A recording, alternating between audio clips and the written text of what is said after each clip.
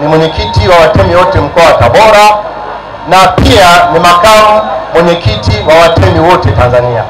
Na kukaribisha sana mkoa wa Tabora, lakini pia kuna swala zito sana ambalo tumekuandalia sisi watemi wa mkoa wa Tabora, ambalo swala hili ni la kitaifa. Naomba nikufahamishe na nimfahamishe wananchi wote kwa niaba ya sisi watemi na mkoa wa Tabora ni kwamba leo tunamsimika mgombea mwenza Dr. Nchimbi kuwa mtongi. Mtongi ni cheo cha pili kutoka kwa mtemi wa nchi. Kama mtakumbuka, mwaka 2021 mimi nilipata bahati ya kusimamia zoezi la kumsimika rais wetu mpendwa Mama Samia Suluhu Hassan, nikishirikiana na machifu wenzetu wa mkoa wa Mwanza, na tukampa jina la Chifu Hangaya. Cheo hicho hatujampa cha mfano au cha kuigiza. Yeye ni mtemi kweli, na leo tunamsimika mtongi Emmanuel Nchimbi, na jina lake ataitwa Lungu ya Mawe.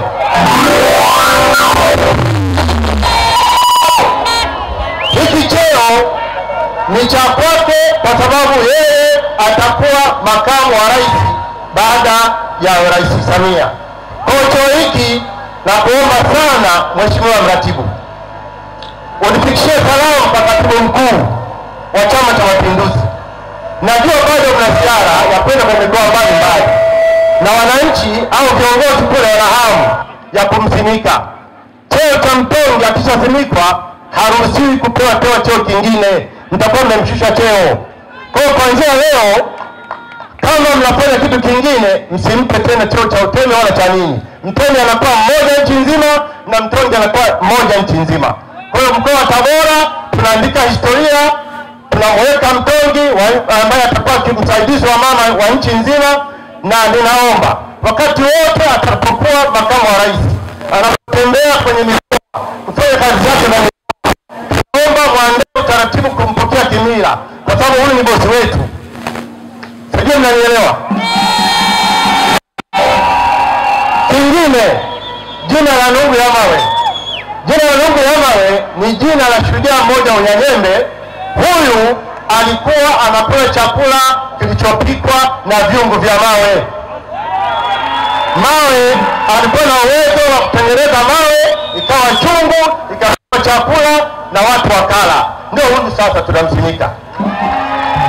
Kwa hiyo wapinzani wote kama wataweza kuja kuzima moto ambao tunamwachia Mheshimiwa Nchimbi Lungu ya Mawe, kazi wanayo. Karibu kuone.